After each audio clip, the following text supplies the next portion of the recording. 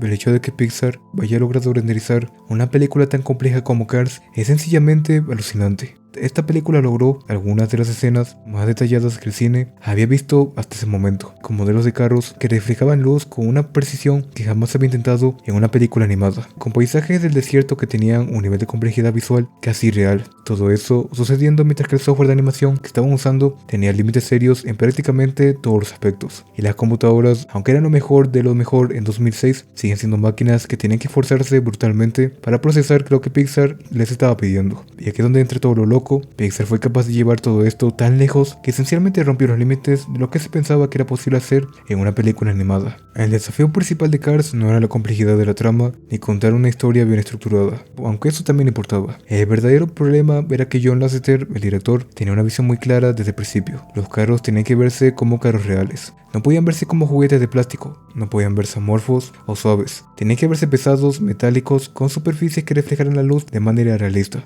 Y aquí es donde comienza el problema técnico real. Porque cuando dices reflejos realistas en una película de animación, no estamos hablando simplemente de algo bonito. Eso ya es hablar de física óptica que la computadora tiene que simular píxel a píxel. Antes de Cars, Pixar usaba trucos visuales para simular reflejos. Usaban algo llamado mapas ambientales, que son imágenes bidimensionales que se colocan estratégicamente alrededor de un objeto para hacerlo parecer que refleja el mundo que lo rodea, cuando en realidad no lo hace. Es como una ilusión óptica en 3D. No funciona bien para películas donde los personajes principales son juguetes o superhéroes como Los Increíbles. Pero con carros que están hechos de cromo y pintura metalizada, este truco simplemente no funciona. Los carros de Cars tenían que reflejar cosas reales del mundo que los rodea, y si la luz venía del lado izquierdo, el reflejo tiene que estar en el lado izquierdo. Si había un árbol a 30 metros de distancia, ese árbol tenía que reflejarse en el capó del carro si la óptica lo indicaba. Para lograr esto, Pixar tuvo que hacer algo que nunca había hecho antes en una película: agregar capacidad de trazado de rayos completo a su motor de renderizado principal, que se llamaba RenderMan. El trazado de rayos es una técnica que simula la forma en que la luz rebota en el mundo real. El trazado de rayos literalmente sigue la trayectoria de los rayos de luz desde la fuente luminosa a través del mundo virtual,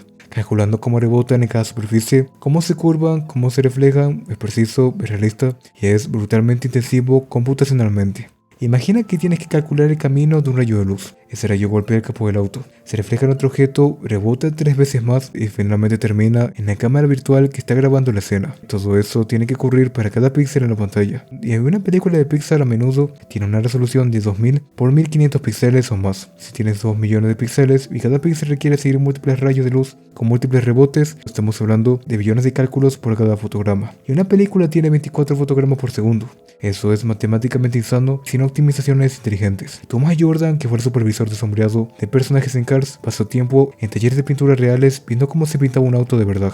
Descubrió que la pintura de un coche no es solo una capa, tiene una capa base donde viene el color, un barniz transparente encima que proporciona el reflejo, y luego, dependiendo del tipo de pintura, puede tener escamas de metal incrustadas que crean ese brillo parpadeante que ves en los autos deportivos. Para un auto rojo oscuro normal, esto no suena tan complicado, pero cuando tienes que simular una pintura nácar que cambia de color dependiendo del ángulo desde cual la miras, ahora estás agregando más capas de cálculo. El director técnico supervisor de la película expresó explícitamente que el mayor desafío del equipo técnico fue precisamente esto: lograr que las superficies metálicas y pintadas de los autos y los reflejos que generaban esas superficies se vieran auténticos. En Los Increíbles, que fue la película anterior de Pixar lanzada en 2004, los personajes principales tenían ropa de spandex, piel humana, cabello. En Cars, el 90% de lo que ves en pantalla es metal o pintura.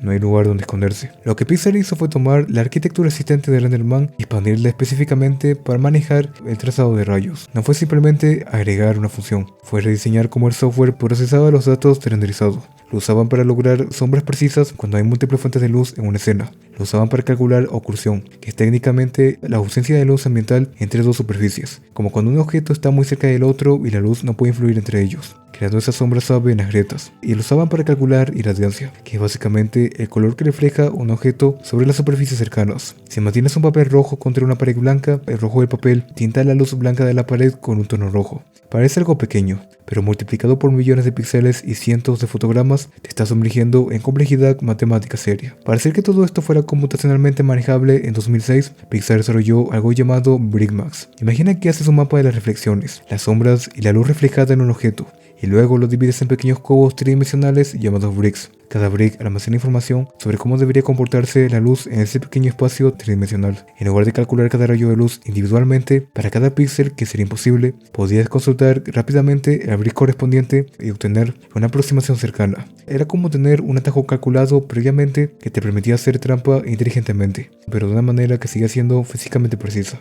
Esto fue revolucionario porque permitía renderizar escenas con reflexiones realistas sin que literalmente tuviera que tomar 10 años renderizar cada fotograma. Pero hay más. Los autos no pueden flotar en el aire, tienen que estar claramente plantados en el terreno. Si querías que un personaje se apoyara correctamente en el suelo y no se hundiera o flotara, tenías que hacer una simulación adicional, lo cual era un paso extra en el proceso de renderizado. Pixar construyó un sistema de anclaje del terreno directamente en los modelos de los autos. Mientras movías el carro alrededor de la escena, el vehículo automáticamente se pegaba al terreno. Suena simple cuando lo dices así, pero técnicamente significa que el modelo del auto tenía programación integrada para leer la geometría del terreno debajo de él y ajustar su posición en tiempo de animación. No era perfecto, pero eliminaba gran parte del trabajo manual que normalmente se requería. Los paisajes alrededor de Radiator Springs fueron otro nivel de complejidad. Lisa Force le explicó que crearon un departamento entero dedicado a pintar digitalmente fondos y cielos. Los cielos de una película de Pixar son completamente renderizados, no son imágenes estáticas. Eso significa que cuando la cámara se mueve, el cielo se mueve con ella de una manera realista. Pasaron mucho tiempo trabajando en formaciones de nubes que técnicamente están en varias capas y se mueven relativamente una respecto a la otra. Así que se aseguraron de que incluso los elementos que la mayoría de la gente nunca notaría tuvieran ese nivel de cuidado.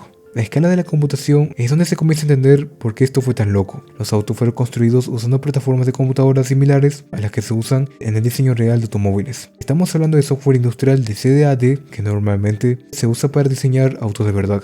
Las computadoras que usaron fueron 4 veces más rápidas que las que se usaron en Los Increíbles solo 2 años antes. Piensa en eso. En 2004 tenían cierto nivel de poder computacional. Para 2006, incluso con los avances tecnológicos, fue necesario el equivalente a multiplicar por 4 la velocidad de sus máquinas solo para manejar complejidad adicional de lo que querían hacer en Cars. Y aún así no era suficiente. Tenían que ser inteligentes con cada línea de código. Tenían que optimizar cada shader, cada algoritmo y cada aspecto del pipeline renderizado. Un shader es esencialmente una pequeña película de programación que les dice a la computadora cómo debe verse un material en particular bajo diferentes condiciones de luz. Para un shader de piel humana necesitas calcular cómo la luz entra en la piel, se dispersa bajo la superficie y sale creando ese brillo que ves en personajes humanoides. Para un shader de metal, necesitas calcular cómo la luz rebota agresivamente en la superficie sin dispersarse, creando ese reflejo espejo perfecto. Pero para un shader de pintura automotriz, necesitas combinar componentes de ambos. Necesitas que el componente especule ser fuerte como el metal, pero también requieres capas de reflejo complejas, y luego requieres agregar las escamas de metal individuales. Cada escama está reflejando luz ligeramente diferente, no es un reflejo uniforme. Los modelos de autos de Cars tenían una densidad de geometría que era casi inaudita para la época. Cuando digo geometría me refiero a la cantidad de polígonos que componen la forma del auto. Toy Story, que salió en 1995, fue la primera película de animación completamente hecha por computadora. Woody tenía posiblemente unos pocos miles de polígonos en su modelo. 2 años después, los autos de Cars tenían cientos de miles de polígonos cada uno. No todos estos polígonos eran visibles en primer plano, pero necesitaban estar ahí para que cuando la cámara se acercaba o se movía de ciertas maneras, la geometría fuera correcta. Era como si Pixar estuviera construyendo estos autos como si fueran auténticos. Los parachoques tenían pliegues y paneles, los faros tenían múltiples capas de vidrio y componentes. Todo eso requería más geometría, más cálculos y más poder computacional. La granja de render de Pixar en 2006 consistía en miles de máquinas trabajando juntas.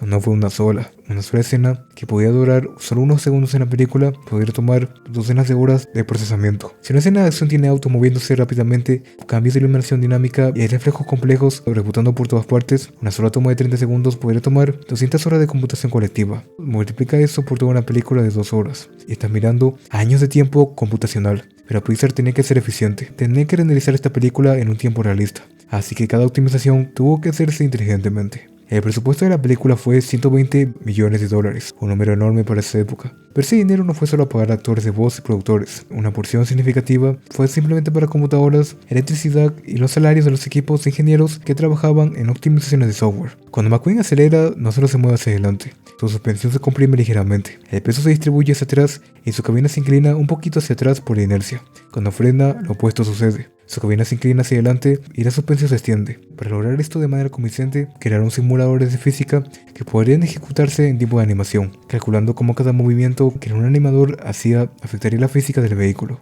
era una herramienta que te ayudaba a tomar las decisiones correctas. Un animador movería a McQueen y luego la simulación le diría, la suspensión comprimiría hacia abajo ese movimiento. El animador podría aceptar eso o ajustar su animación. Era un flujo de trabajo completamente nuevo que tenía que ser construido desde cero. Pero lo realmente insano es que Pixar hizo todo esto en 2006, con software que tenía limitaciones serias. RenderMan era poderoso, pero comparado con los motores de renderizado modernos de 2026 era primitivo. Las máquinas que usaban, aunque eran lo mejor y disponible en ese momento, tenían una fracción de poder computacional de una computadora de escritorio moderna.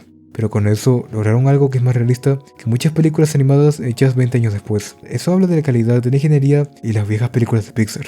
Fue una película que empujó los límites de lo que se pensaba era posible. En el proceso redefinió lo que el cine de animación podría ser. Pero bueno, quise hacer este video porque hace poco Pixar lanzó un corto por el nuevo aniversario de Cars que pasó hace poco. Así que nada, espero que les haya gustado este video. Que me gusta mucho Cars y la animación de Cars siempre me pareció una joya. Pero bueno, ¿a ti qué te ha parecido la animación de Cars? Déjalo en comentarios. Recuerda suscribirte para más videos de este estilo. Y comenta qué otra idea para video tienes en los comentarios.